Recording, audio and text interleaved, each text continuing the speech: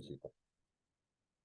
Excelente. Antes de entrar a las 4 fases del alcoholismo, por favor, ¿alguien tiene alguna pregunta ya para cerrar esta primera parte ya de aprendizaje en este módulo? Sí, doctor, aunque no tiene nada que ver con el tema que estamos viendo, pero imagino que usted lleva un mecanismo para llevar el control de la asistencia, ¿no?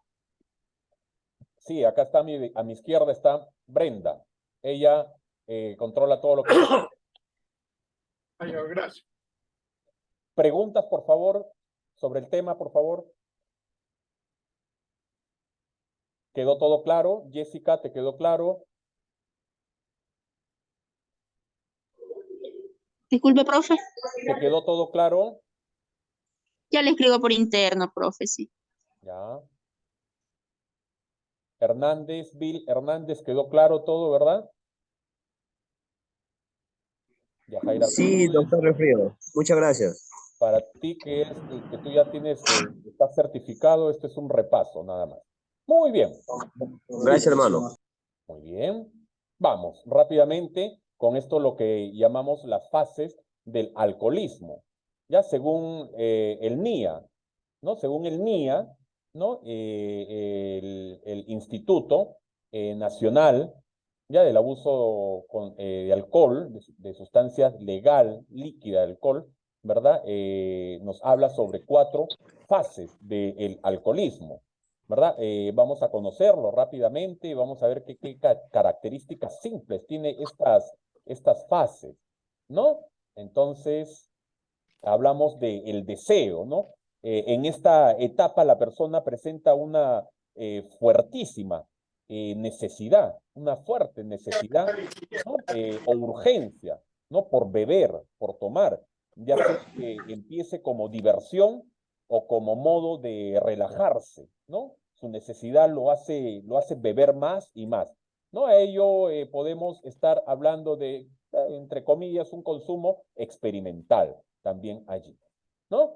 Estamos hablando ahora la segunda fase, que es la pérdida de control, ¿no? En esta etapa o en esta fase, la persona ya no puede medir su forma de beber. Una vez que ha comenzado la ingesta de alcohol, no puede parar. ¿Ya? Hay mucha tolerancia, hay mucha tolerancia. ¿Ya?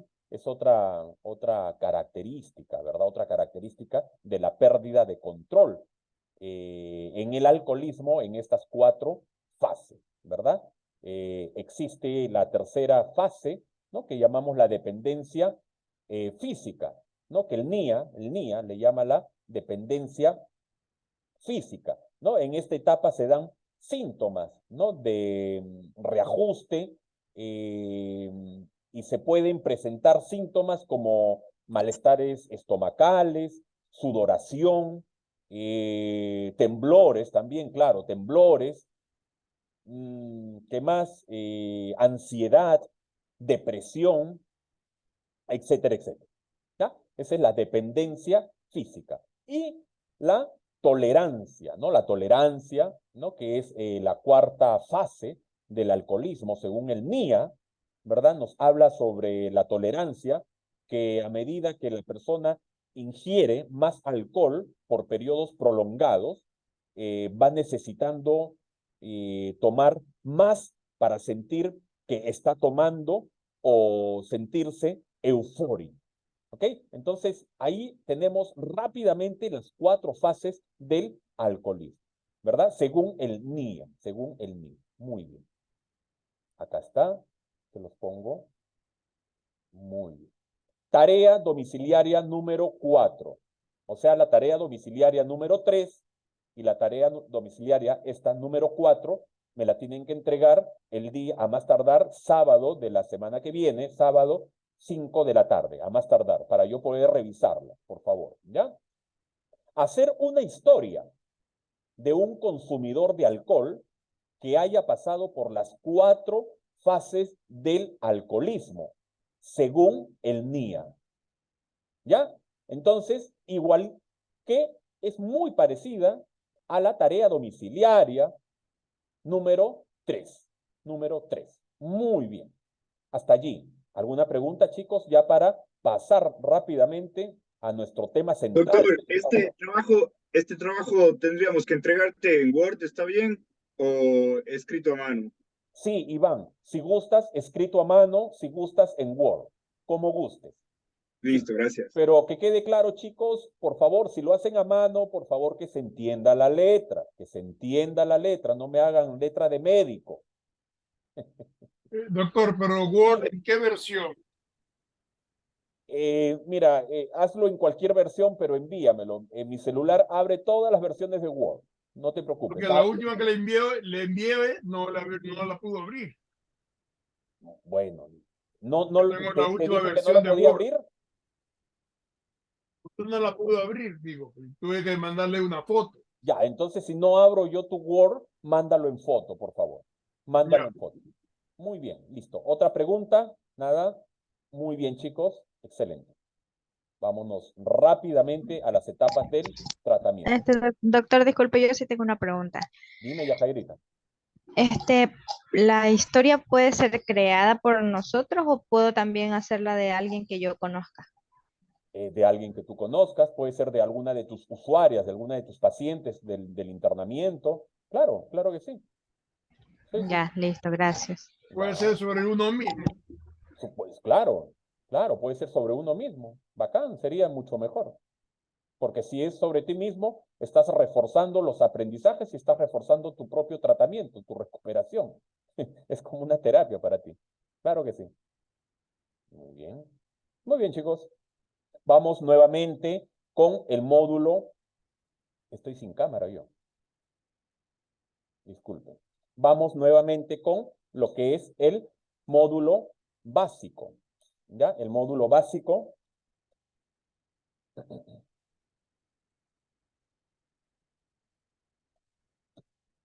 Bien.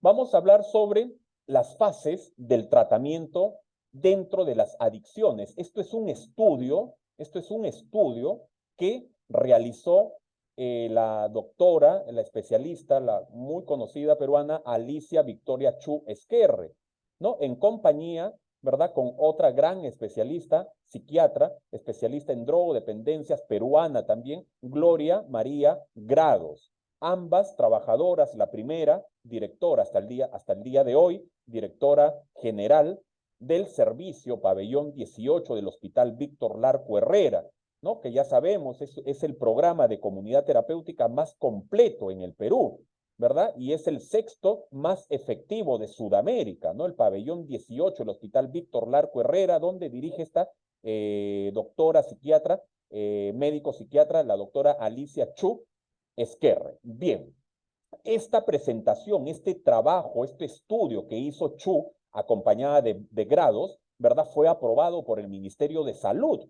en el año 2006 y fue aprobado también en el 2005, un año antes que lo apruebe el Ministerio de Salud, ¿verdad? En el 2005 lo aprueba la Federación Latinoamericana de Comunidades Terapéuticas y la Federación Mundial de Comunidades Terapéuticas. Lo aprueban totalmente, aprueban. Es por eso que desde ahí se habla mucho, ¿verdad? De la gran estudiosa Chu Esquerre. Bien. Chu estudia y dice que para ella las etapas son las siguientes. Pero para eso, ella hace un trabajo, hace un estudio en el año 2004 con 800 pacientes. Con 800 pacientes, en total hace con 1,600 pacientes, ¿verdad? Hace un estudio, ¿verdad? Pacientes que habían pasado por este servicio, por esta comunidad terapéutica llamada el Pabellón 18 del Larco Herrera, ¿ya? ¿Qué habla ella? Ella habla de que la primera etapa, ¿verdad? La primera etapa del tratamiento, por la experiencia que ella había visto de todos sus pacientes, casi 5,000 pacientes que ella ha tratado dentro de este servicio del Pabellón 18, ella manifiesta de que, según eso, lo que ella había percibido era de que la primera etapa es la desintoxicación inicial.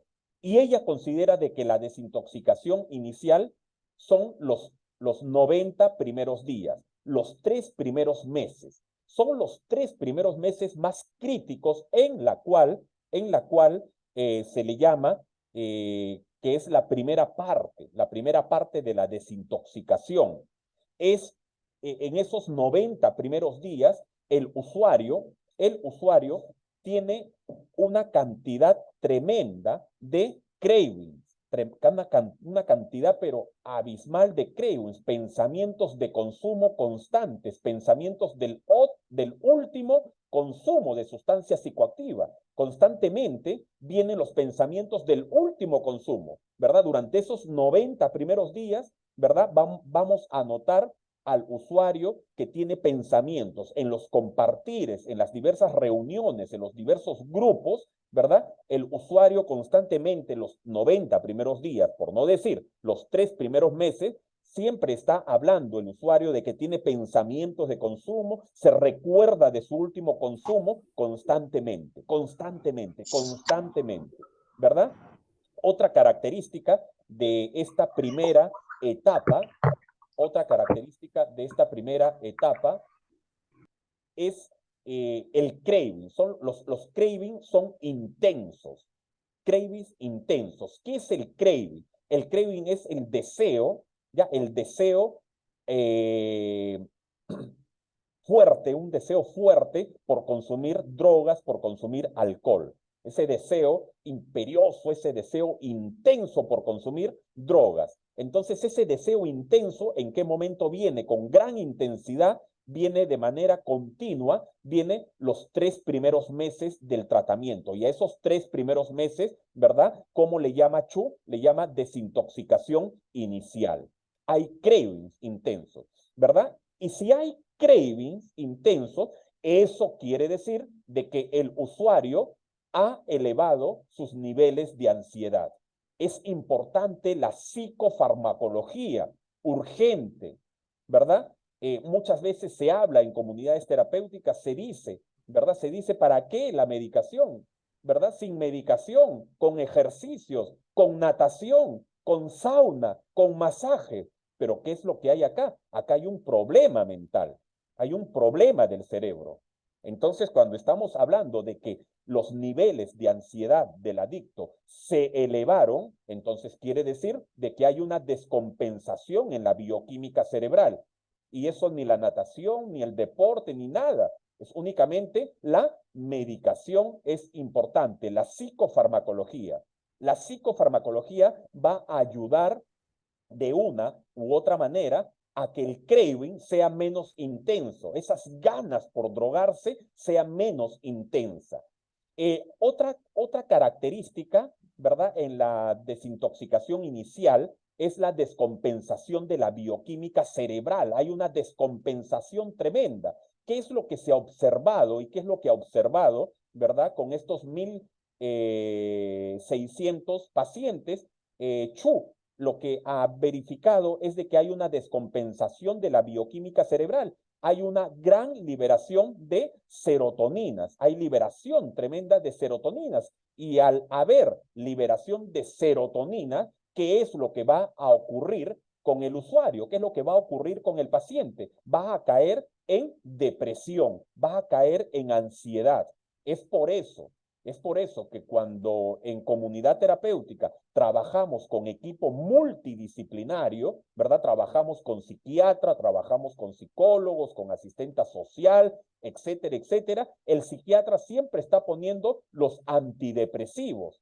¿Y cuándo pone los antidepresivos? Cuando inicia la desintoxicación inicial hasta el día 90, el día 120 aproximadamente. Eso es lo que nos vamos a dar cuenta. ¿Quiénes manejan esto? Los psiquiatras especialistas en drogodependencia. Ellos son los que van a manejar mejor este tipo de formulaciones. Importante, descompensación de la bioquímica cerebral. Hay una gran descompensación de la bioquímica cerebral, hay una liberación tremenda de serotoninas y es por eso de que el cerebro adicto en esta primera etapa de la desintoxicación inicial cae en depresión, cae en ansiedad.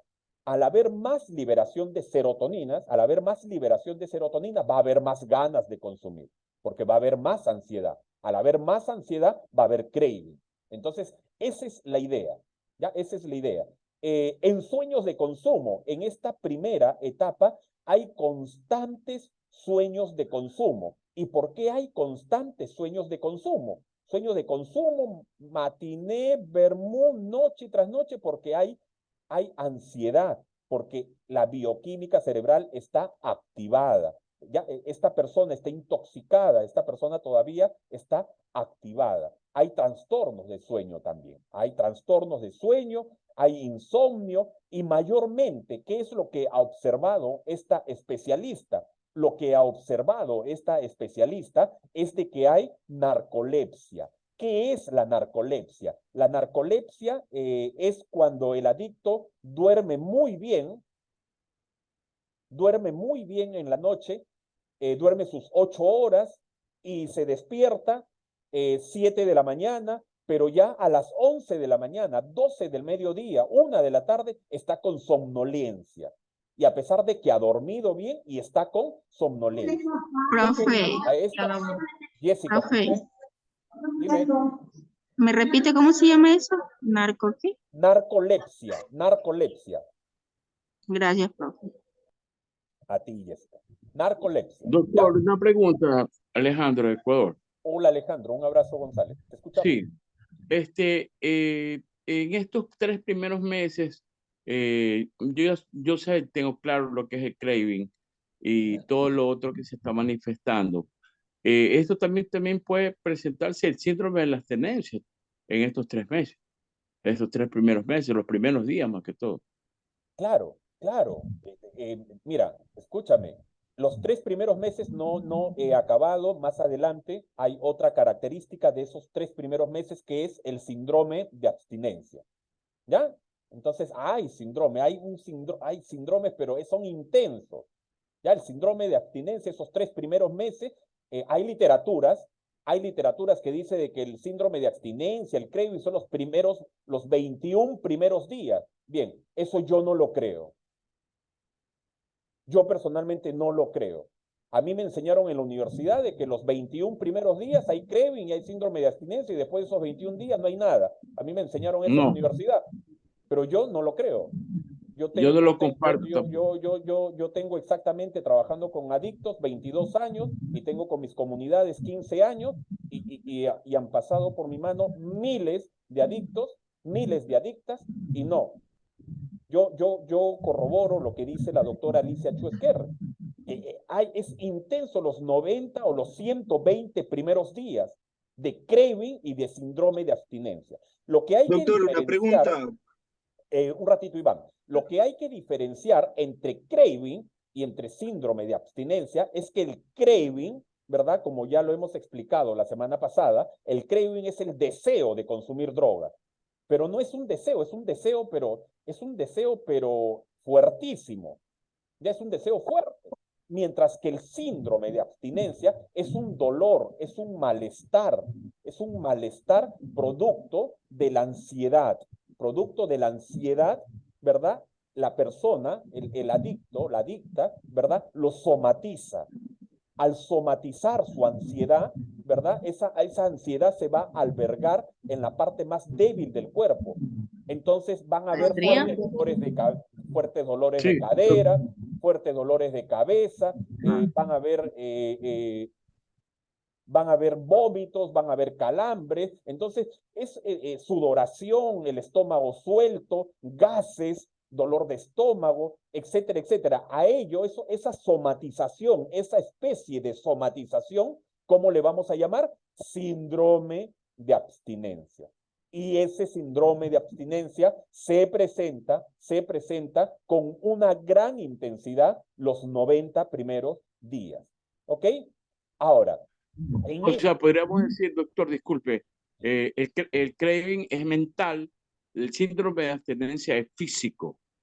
exacto. El craving, así es simple. El craving rápido. El craving es, te dice, hermano Alejandro González, tengo unas ganas de drogarme. Ya, ese es craving y punto. Nada más. Nada más. Ahora, en prevención de recaída nos vamos a dar cuenta también que hay personas que se predisponen se predisponen al craving. El craving entra por dos lados. Entra por una banda que en cualquier momento te zapatea el cuerpo y tienes ganas de drogarte. Y la otra es porque la persona se expuso a EARs, ¿no? Lo que dice Marlatt, lo que dice Terence Gorski, los EARs, ¿no? Los estímulos de alto riesgo. Externos, más que nada, externos, auditivos, táctiles, ¿verdad? Se expone. Al exponerse a esos estímulos de riesgo, a esos EARs, estímulos de riesgo externo, se expone a esos estímulos de riesgo externo, ¿qué es lo que va a pasar? ¿Verdad? Las neuronas que están lesionadas se van a empezar ¿a qué? A activar. Se van a empezar a activar. Porque, mira, escúchame, Alejandro. Tu último consumo fue hace 25 años, pero en tu último consumo, que fue hace 25 años, todavía tú tienes neuronas de tu último consumo lesionadas, y esas son las que te van a pedir. Entonces, por eso decimos de que la adicción no tiene una cura conocida, porque todavía tenemos esas neuronas lesionadas. Y ante situaciones de ansiedad, de depresión, situaciones de estrés, ¿qué es lo que va a pasar? Esas neuronas, Yajaira, se van a empezar a activar. Y al activar, ¿verdad? Al activar, ¿qué es lo que te puede venir? Te puede venir un craving. Ahora, si te pasas por lugar de consumo, hablas de consumo, hablas con gente de consumo, hueles sustancia psicoactiva, entonces esas neuronas se activan y viene el craving. Entonces, es importante de que tengamos eso en cuenta. Ahora, ¿qué es lo que también nos damos cuenta en esta primera etapa, en la desintoxicación inicial? Nos damos cuenta de que hay síndrome amotivacional. ¿Qué es el síndrome amotivacional? El síndrome amotivacional es cuando la persona, ¿verdad?, no tiene motivación de nada. Y nos vamos a dar cuenta, los que trabajamos con adictos dentro de comunidad terapéutica, dentro de una clínica, dentro de un centro de rehabilitación, nos damos cuenta de que los 3 primeros meses los chicos están bien motivados jugando pelota, pero pasan 2 días y baja su nivel de motivación. Ya no quiere hacer deporte, ya camina todo lento, está de mal humor, todo le apesta. Se junta el síndrome amotivacional, no hay motivación de nada. ¿Con qué se junta? Con el síndrome de abstinencia. Escúchenme esta parte.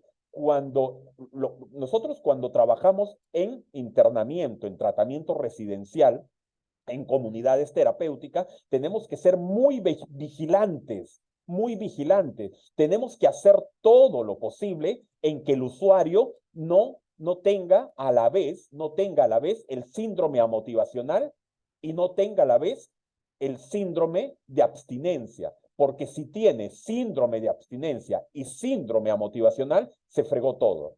Porque va a venir el craving y se te va a fugar, te va a agarrar cuchillo, te va a agarrar machete, te va a querer agredir, va a querer irse, va a querer autoagredirse. Entonces, el secreto, como dice, ¿no? Como dice Chu, ¿verdad? Chu, en esta literatura, en su libro, nos dice, el secreto para evitar las fugas dentro de la comunidad terapéutica es de que el usuario no tenga estos 2 condimentos a la vez, síndrome amotivacional y síndrome de abstinencia. Porque si el usuario tiene síndrome amotivacional y síndrome de abstinencia a la vez, automáticamente craving, se activa el craving, ganas locas por consumir. ¿Qué va a hacer? Va a agredir, autoagredirse, va a querer fugarse, etcétera, etcétera. Perdón, una preguntita. A María Lerdo de la comunidad también de Salvación Piura. Buenas noches, María Lerdo. En la práctica profesional, en mi parte soy psicóloga y bueno, en la práctica profesional me estoy confundiendo un poquito con lo que se está diciendo y quiero que usted me aclare algunas dudas, ¿no? Sobre mis conocimientos previos. En el caso del craving, normalmente en un paciente puede generar un craving, pero no desarrollar un síndrome de abstinencia en este caso, ¿no? Entonces, y también nosotros lo relacionamos más al tema del craving como algo impulsivo, como algo directo, algo inmediato, como si fuera una reacción, y lo que correspondería al otro, lo que es el síndrome de dependencia, ya sería más duradero, porque no solamente conlleva pensamientos y el proceso cognitivo, sino también ya es una serie de acontecimientos, justificaciones, comportamientos que ya tienen un poco más de periodo y que no es inmediato, pero sí está basado bajo una compulsión. Esos son los conocimientos previos que tengo yo. Quizás esté equivocado, lo estoy confundiendo, por ello que quisiera que me profundice un poquito más sobre esas dos diferencias. ¿Cuál es tu pregunta, María Lertua? Luego Que vamos profundice un consulta, poquito más consulta. sobre el tema del craving y sobre el tema del síndrome de dependencia que estaba hablando. Síndrome de dependencia. Lo que estaba hablando de los dos. No me acuerdo si era síndrome de dependencia o síndrome de abstinencia. Ya, a ver, no confundan lo que es el síndrome de dependencia, ya, porque ese es otro tema. Estamos hablando del síndrome ¿de qué? ¿Síndrome de qué estamos hablando? Iván, Alejandro. Abstinencia, doctor Riofrío. Síndrome motivacional. Abstinencia. El síndrome de abstinencia es un Profesor dolor. Riofrío. Eso, a ver, espérame, por favor. Profesor Riofrío. A ver, ¿me dejas terminar, por favor? El síndrome de abstinencia es un Profesor dolor. Riofrío. El síndrome de abstinencia a ver, un ratito. Es un dolor. Ya, es un dolor físico. Es un dolor físico. Es un dolor emocional.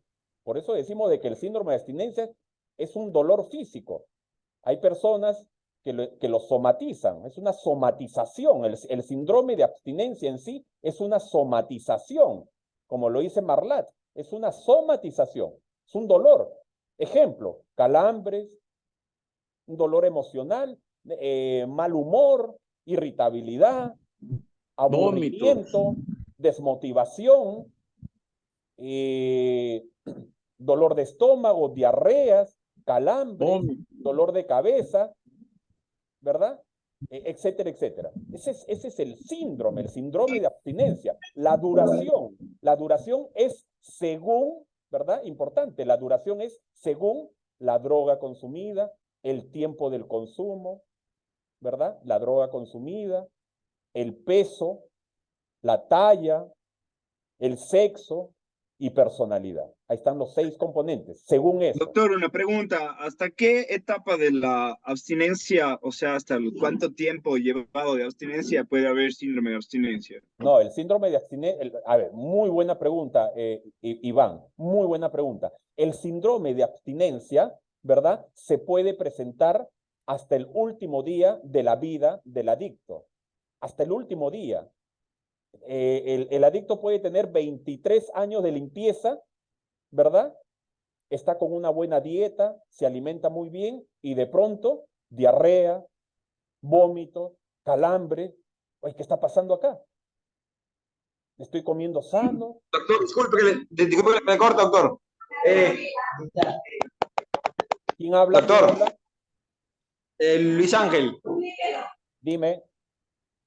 Doctor, pero ese día nos explicó vuelta de que solamente el síndrome llegaría hasta 5 años de recuperación o limpieza. Y ahora usted dice pues de que es hasta el último día de la vida. O sea, si me puede aclarar ese punto. El síndrome de abstinencia, la persona lo puede tener hasta el último día de su vida. ¿Por qué? Simple y llanamente porque es una enfermedad crónica. Y si es una enfermedad crónica, ustedes ya aprendieron.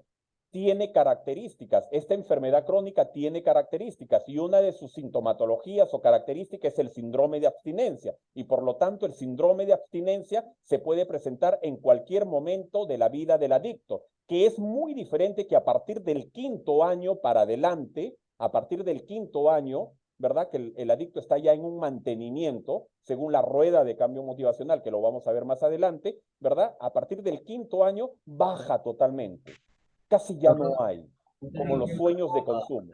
Los sueños de consumo básicamente son los 48 primeros meses. Después de los 48 primeros meses, o sea, después de del segundo año de limpieza, baja totalmente las pesadillas, los ensueños de consumo, ensueños de sexo, ¿no? Ensueños de violencia. ¿Ok? Bien, ¿otra pregunta? Sí, doctor. Alejandro. Alejandro, te escuchamos. Sí, es lo que usted estaba hablando del síndrome de abstinencia. Yo voy para 25 años en proceso de recuperación. Qué Es bueno. cuando uno pone en riesgo el proceso, cuando uno se da chance de estar en lugares que no debe y todo eso, ve consumir, eso puede producir, y ya me ha pasado personalmente a mí, que he sentido síndrome de abstinencia cuando pongo en riesgo mi recuperación. Por eso es que los principios del programa de no amistades de consumo, no lugares de consumo, eso tiene que uno mantenerlo siempre para evitar ese síndrome. Eso quería contar.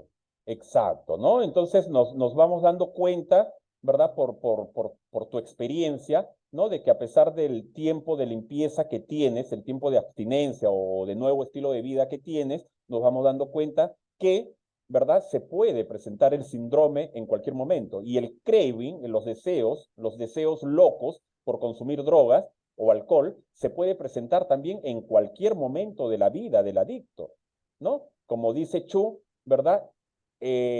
Ustedes tienen un cerebro adicto y ese cerebro de adicto tiene componentes, obsesión, compulsión, pérdida de control. Ya no te obsesionas por la droga, ya no te obsesionas por el alcohol, no te obsesionas por el juego, pero empiezas a obsesionarte por una mujer, a obsesionarte por la masturbación, a obsesionarte por las comidas, ¿no? Entonces ahí se pone en manifiesto, ¿verdad? La sintomatología de la obsesión. Roberto, te escuchamos. Buenas noches. Gracias por venir. Sí, quería hacerle una acotación, no sé cuál sea la palabra, a lo que decía Alejandro.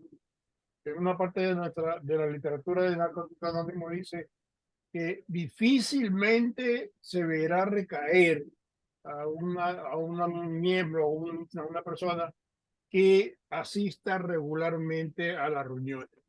Entonces, acá se puede aplicar lo mismo.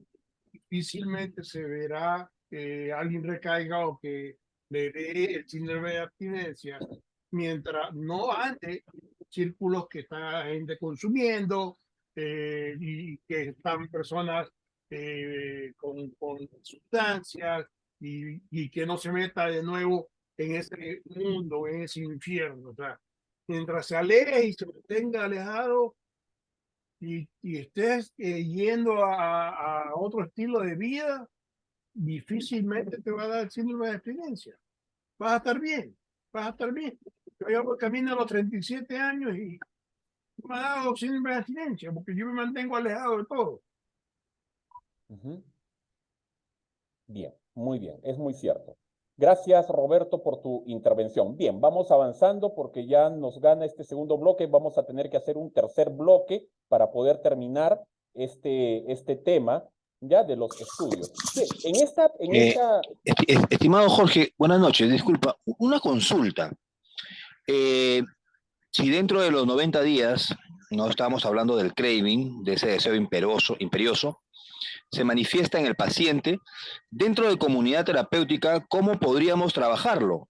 ¿Mediante herramientas grupales enfocadas a sus estadios motivacionales o hacia las habilidades sociales? Por favor, tu apoyo. Bien, importante, lo vuelvo a repetir ya y revisen sus vídeos, importante. La psicofarmacología es importante dentro de la comunidad terapéutica los 90, los 120 primeros días. La psicofarmacología. Ya es importantísimo. Es importante. Los grupos te pueden ayudar en algo. Ya, lo que te va a ayudar acá, ¿verdad? Y lo que dice la autora, ¿verdad? Es la psicofarmacología 1, 2, entrevista motivacional, no dar consejería, sino entrevista motivacional, lo que van a aprender más adelante.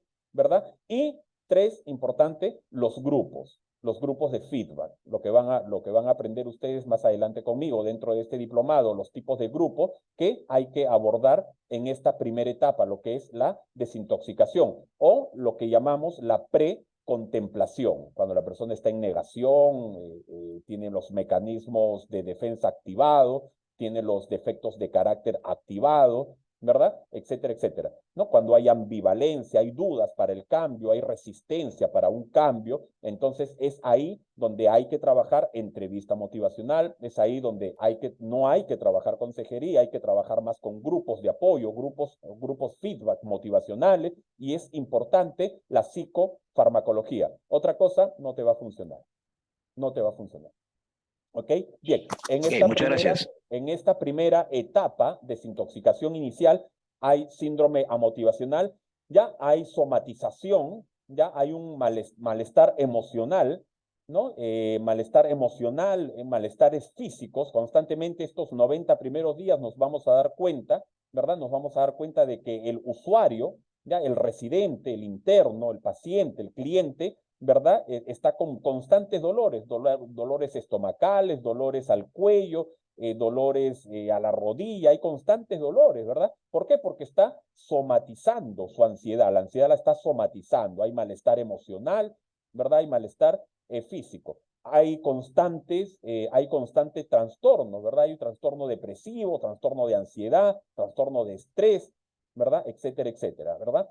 Y lo más importante, hay una gran caída, ¿ya? Hay una gran caída, perdón, hay una gran caída de las defensas, ¿ya? Gran caída de las defensas, ¿ya?